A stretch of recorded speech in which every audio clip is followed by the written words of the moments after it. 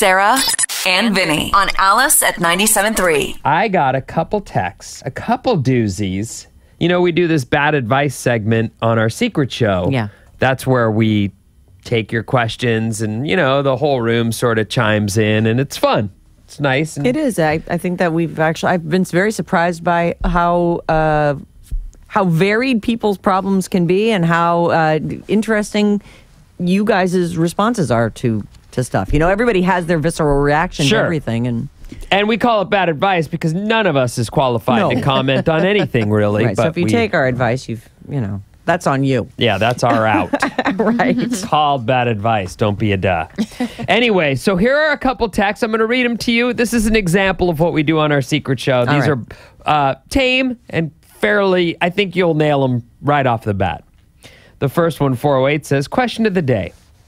When you get married, who comes first? Your wife, husband, partner, or your family parents? When there's an argument, which side do you choose?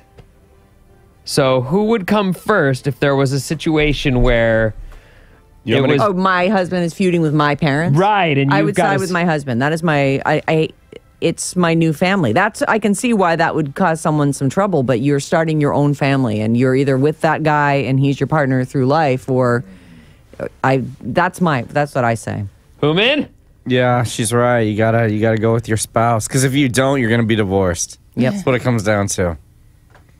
As long as you agree with them, right? What if you don't agree with them? Well, maybe you can try to stay neutral.